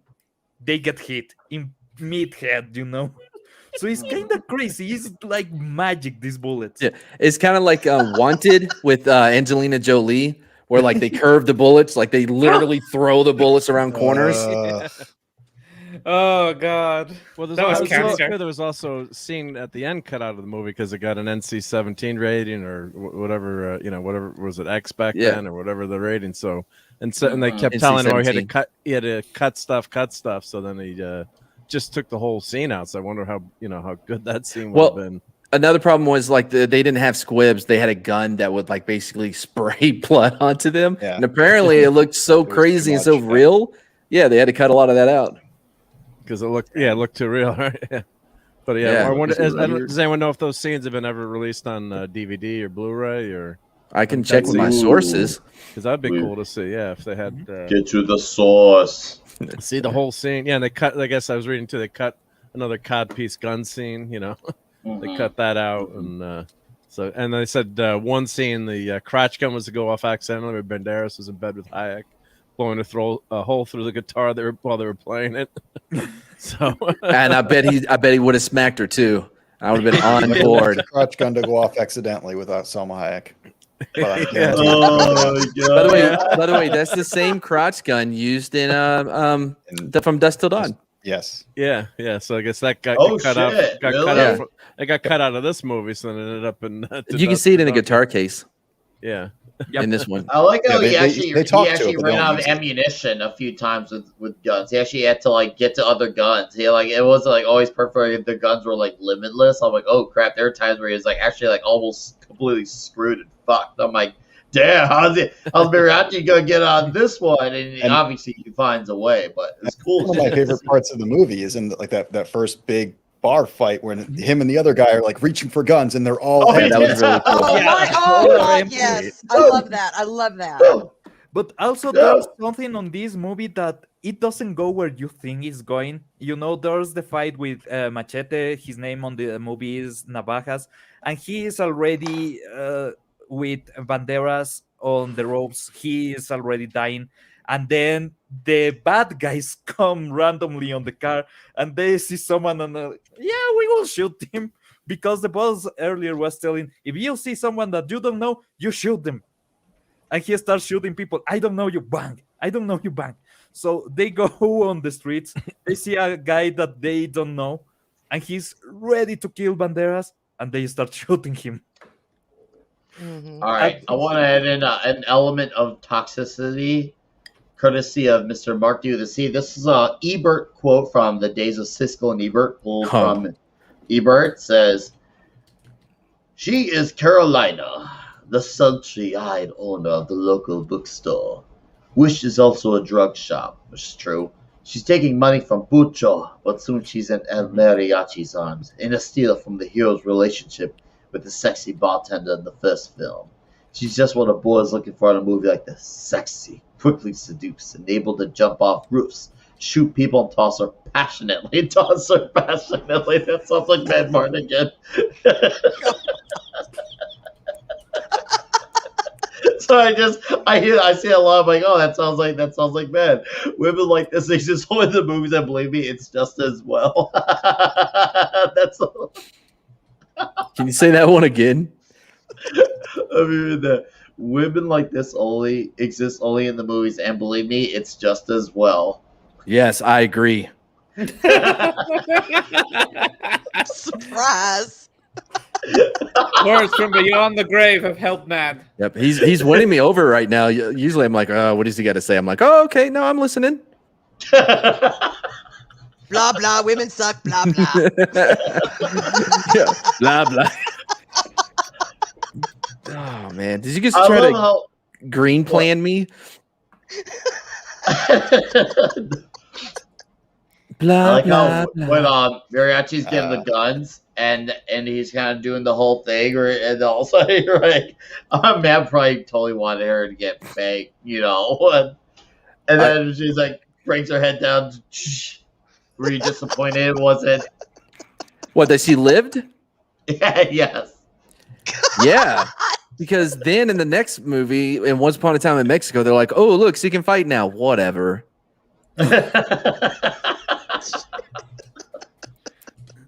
God.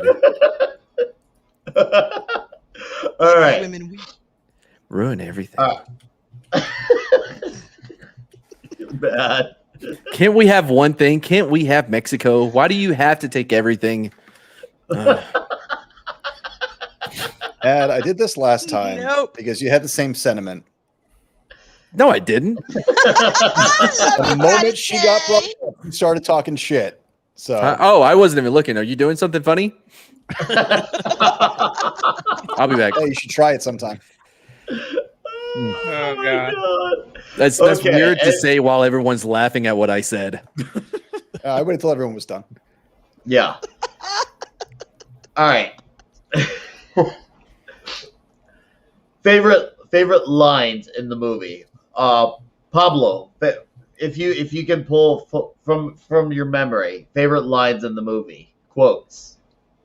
Okay, favorite quote when he's starting. Steve Buscemi is starting to tell the story. And he Yes. goes, "Is the biggest Mexican I have ever seen." Yeah. And the darkness, it was not that he was dark skinned, and he goes and looks behind him like, "Please don't kill me, I'm not racist."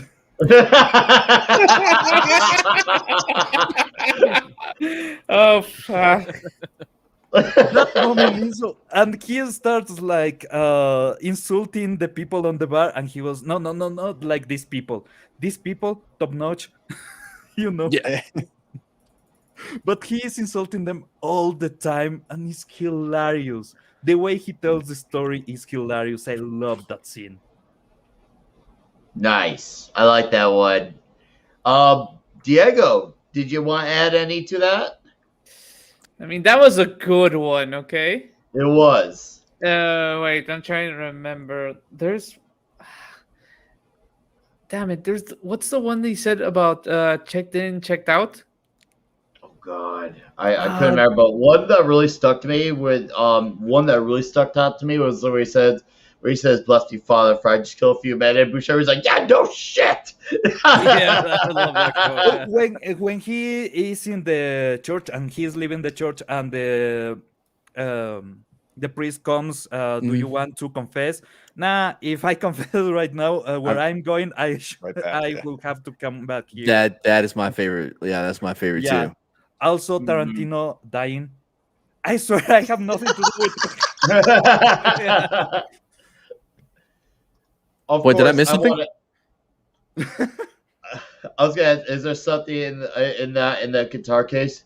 Yeah, my guitar. Of course, he's just being total smart ass, but I love that. So I just like how he's just being sass about it. Arwen, what any standout lines or even moments overall? Yeah, the line I liked. Oh God, what was it? Something like, "Give me the strength to be what I was, and forgive me for what I am or what I become." Or I don't know why that so resonated with me. Mm-hmm. Because here's this poor guy who's kind of been drawn into all this, and he doesn't really want to be who he is. He wants to be what he was, but he knows that ship has sailed. Yeah. So he's trying to make peace with who he actually is. Oh, Street Fighter. Mm-hmm. I love that. And the whole beginning where he comes in with can't see his face. God, I love that. And then the second bar scene where Cheech gets killed, where they're doing the guns and there's no bullets. I was thinking at the last minute, I'm like, just take the gun and shove it in his eyeball, and then he breaks his neck. I'm like, hell yeah, thank you. Quit messing with the guns and just get down to business and do what you need to do. I was like, So, oh no, yeah. let's get more love story. Bright No, as you day. don't know me shit. I didn't care about the No, love that's what story. I I was- just wanted to see Antonio Banderas naked. Thank you. No, I was That's saying all it like, was about. Oh, okay. Just a guy who loves Salma Hayek. We're gonna call him just a guy who loves Salma Hayek. Your standout moments besides Salma Hayek and favorite lines. And the Oh, twins. you ruined it. I was going to say I'm surrounded by my favorite lines of the movie, but my favorite quotes are where they're dragging Danny Trejo's corpse into the compound and they start describing it. That whole dialogue was God, like yeah. gold, absolute gold. All right. And then, all right. and then when he's trying, who has the number to my fucking car?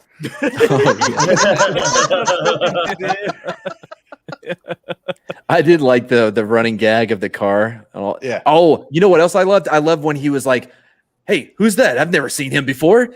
And everyone's like, "What? What are you talking about? That's whoever." Like, and then he just shoots him, and he goes, Yeah. "Wait a minute, I have never seen any of you." And they all just, I thought it was great. I agree. Or when Yeah. the I when the want guy's to add fighting, when the guy's fighting, and he's like, "Oh, you'll never dance again." The guy's trying out to be part of the mob. Oh Yeah, yeah. and he just crushes his leg in half. Then he comes back Yeah. with this flying roundhouse kick. And the Dude, other, no, line- when he smacked him with his leg, giving like basically a Chuck Norris roundhouse kick style, like did he like get his Great. leg back in place at that moment? It was the other leg. Yeah. The phrase is Oh, it was the other "Cast-" leg. No, he is cast him up. Welcome to the family. yeah, yeah. Welcome to the family. Yeah. But yeah, no, he did it on one leg. He did that kick. Yeah, like a Yep. Karate Kid kind of thing. But it was just like so brutal when you see the leg like snapped in half. Yeah. He'll never dance it again. was. Yeah, it's like And I then, want to and add then- a favorite thing that stood. It was a thing. Every time they were going to the bar, that tasted like piss, and then the girls who had were like, "Excuse me, I've worked in the waiting service, and this beer tastes like piss." And the guy's like, "Oh, there's more. There's more than just that in there." I was just Yeah. like, I was just gonna say that next. Thing Yeah, in there's my like mind. there's dust and who knows what other particles. When the Yeah. kids There's enter, no bugs. after the shootout on the God. bar, after the shootout on the bar when Bucho is actually checking the bar and the kids try to enter to the bar to drink and he goes, yeah. "Can't you say this is closed?" Yeah. Oh yeah. Yeah. Those kids like, "Ah!" Dude, We're outta here. Pucho was so bad when that happened. I was like, that's so hilarious. Oh, another standout moment when Banderas Mariachi, messing up names here, when he realizes why he can't do the deed from up top the building. I remember when I first we saw didn't that talk about- many we didn't years talk about ago. that, yep. Many years ago, that was a hell of a reveal for me. For me, I Mhm. did not see that coming at the time. Like, I don't know if I see that coming more now since I've seen a lot more movies since then. But at the time, I'm like, what the fuck are you doing, dude? This is your move. Obviously, I maybe want the only thing I could think of at the time, maybe the movie just needs to somehow go on a little longer. But then you find out why, like, bro. So I really love that scene too because he's like, "What are you doing? You have this shot. Take the shot." And he's like, "Hey," and then like slams her. I'm like, "Yes."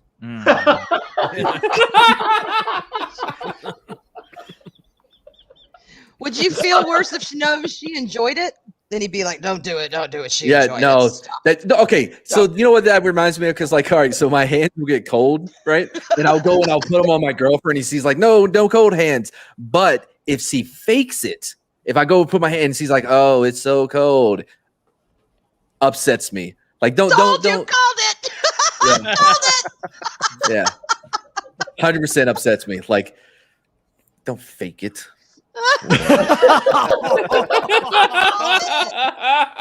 Oh my god. Just say you're disappointed. Doesn't matter how to say it.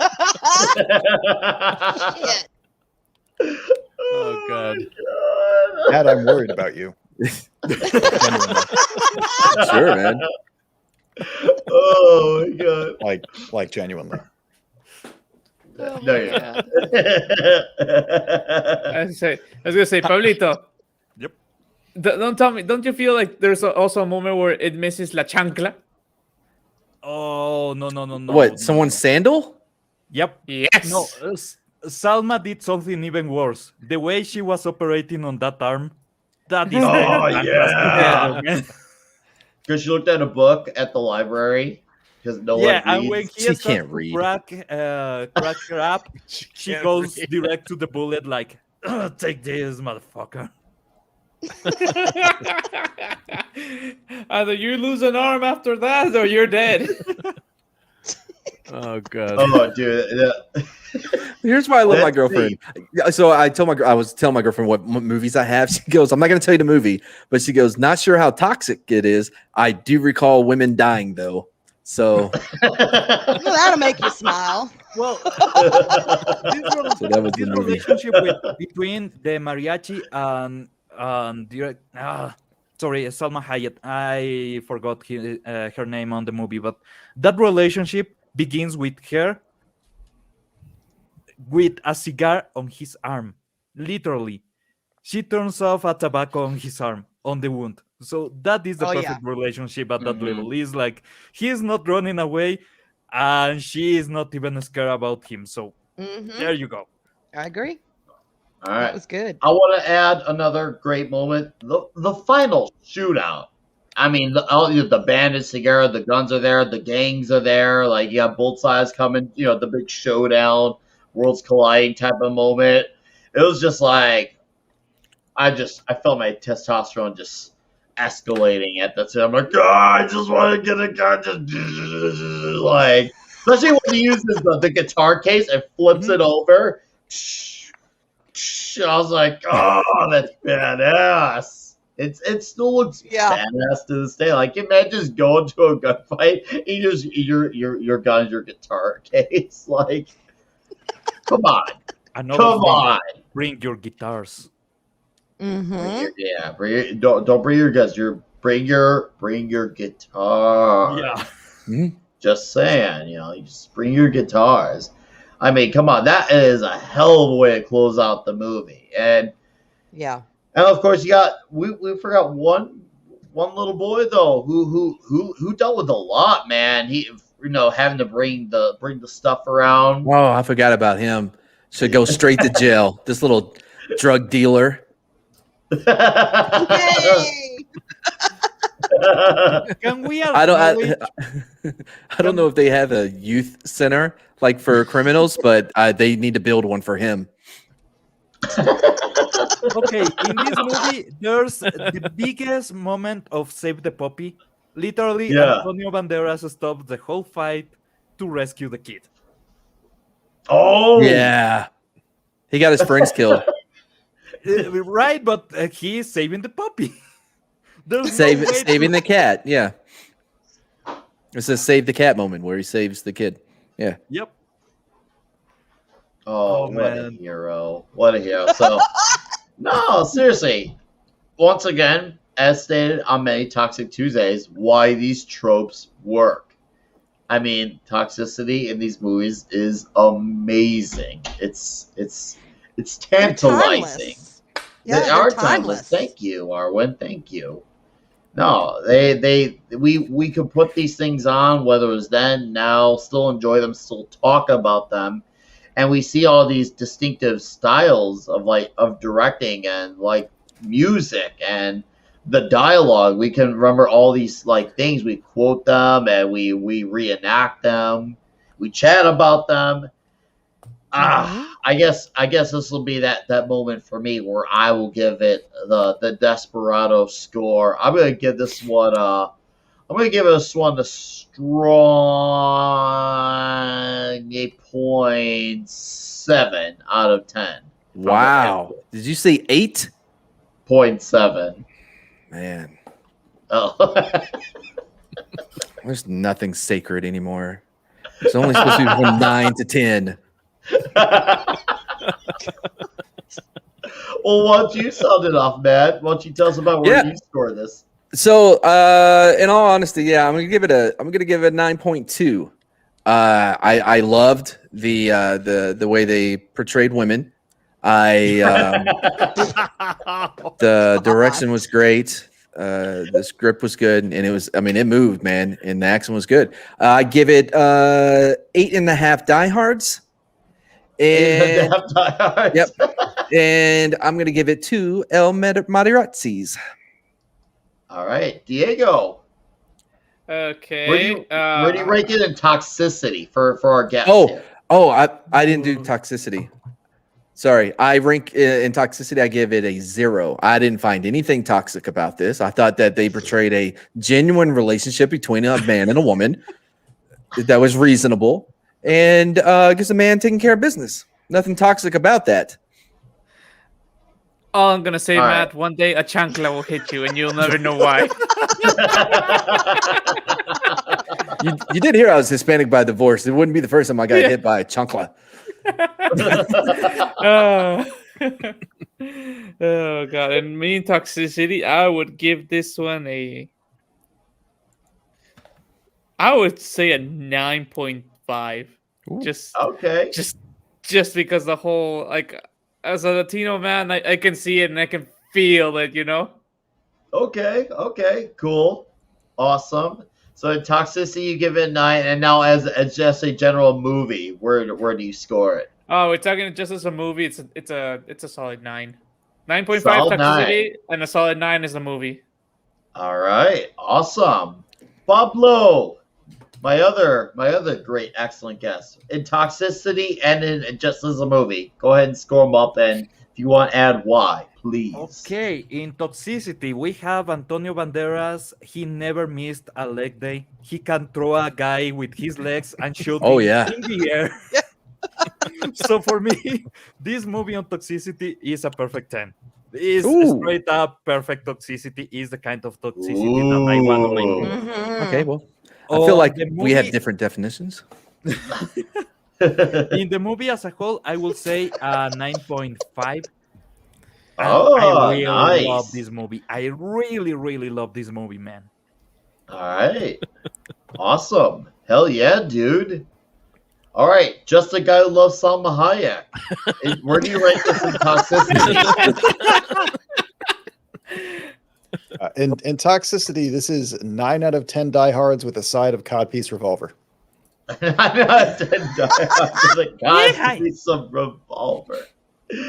All right. Well, where do you rank this then as a movie? Honestly, this is a 10 out of 10 movie just because of how iconic it is, how many good actors are in it. Shut up, Matt. And Because you're much adding this all sets these up. things when really it's like, oh, boobs. That's all it comes down to.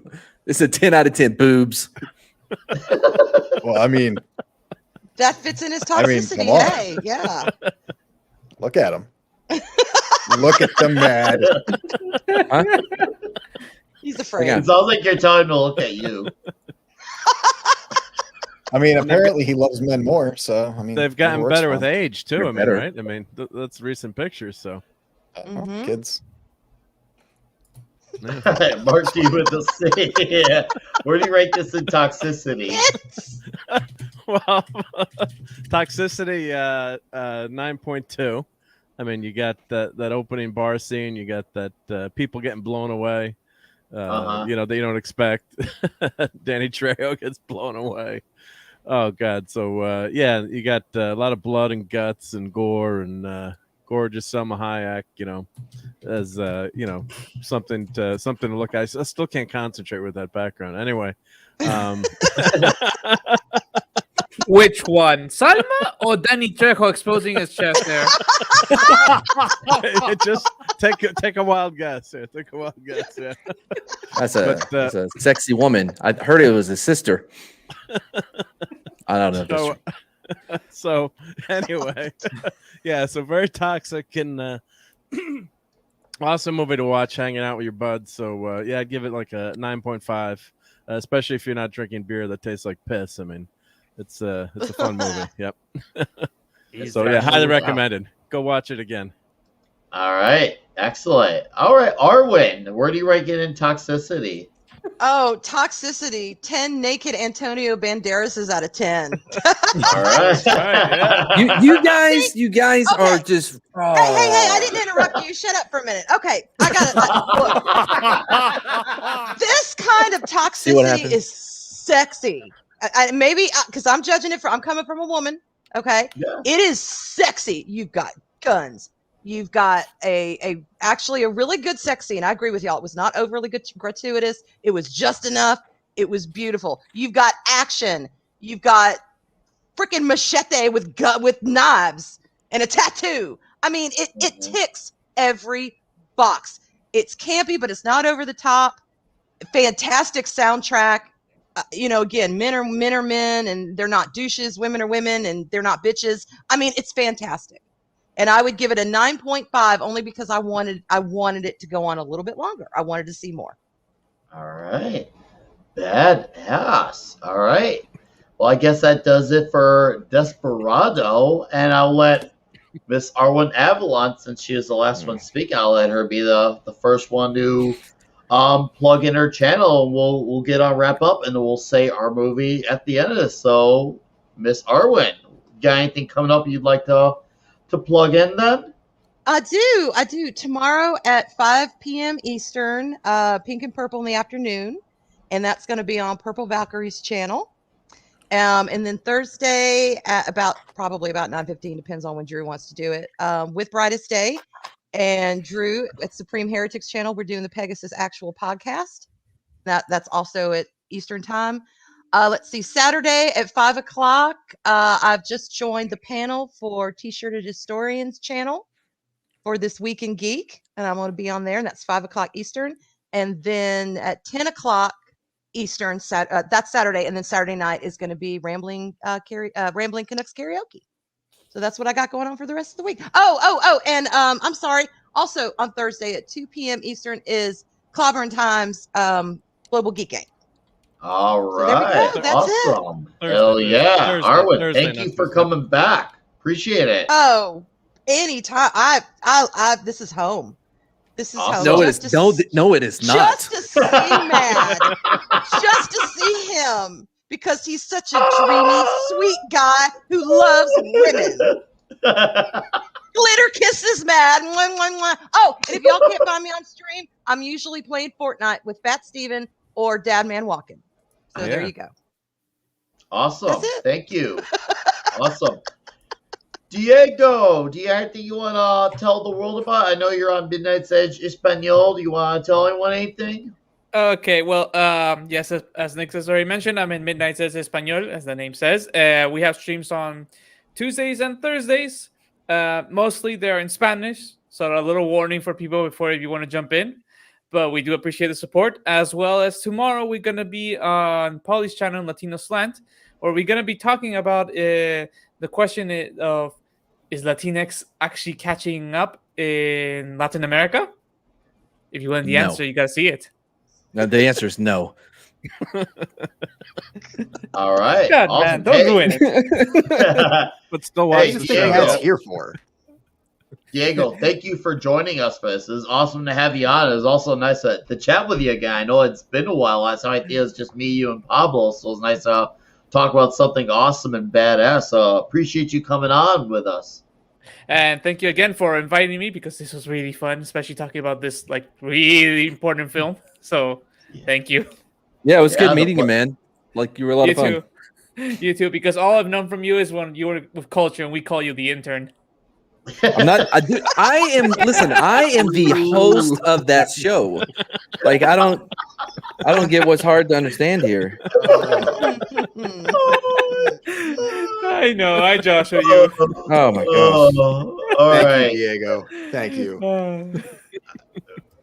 Mr. Pablo of Geek Tropology, and of course the other portion of Midnight's Edge Espanol. Pablo, plug away, sir.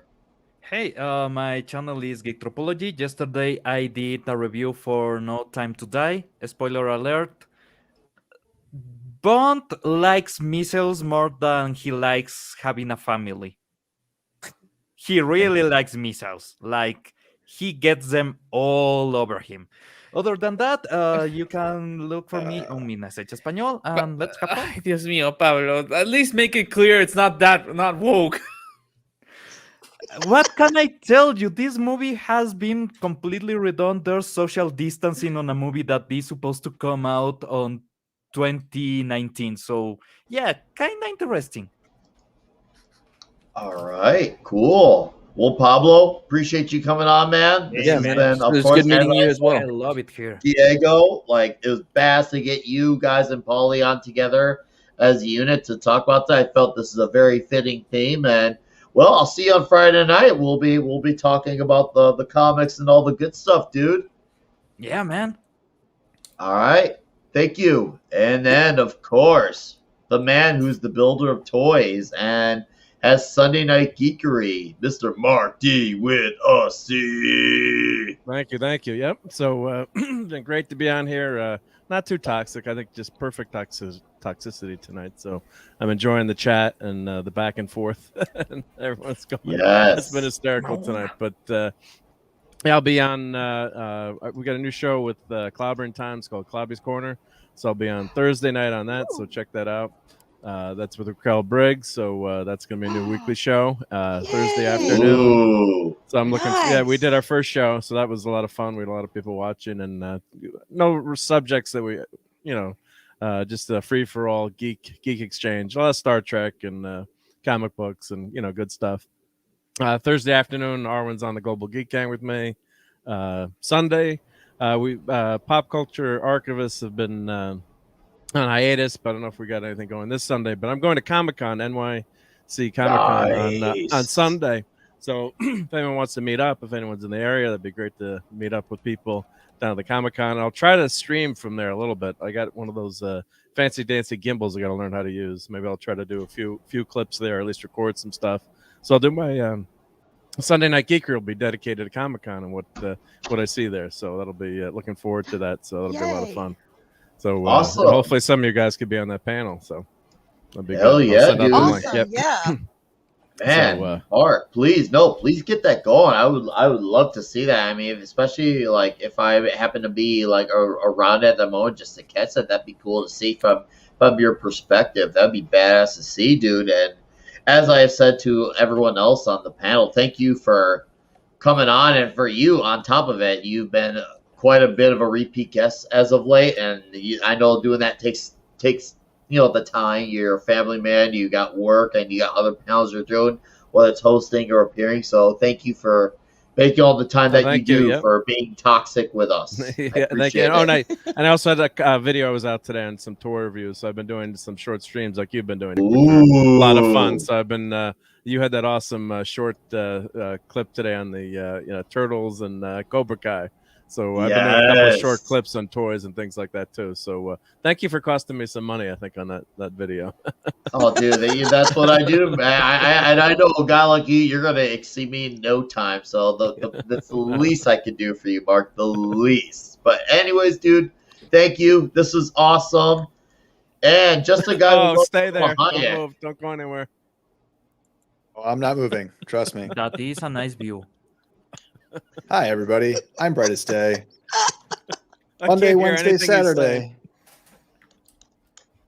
Monday, Wednesday, Saturday, I read sci-fi books to all of you. Tuesday, I build models. Thursday, I play games. And I'm on Pegasus Actual Podcast with Arwen. And Drew, sorry, I'm distracted. What? Also, tomorrow. So even you can't speak.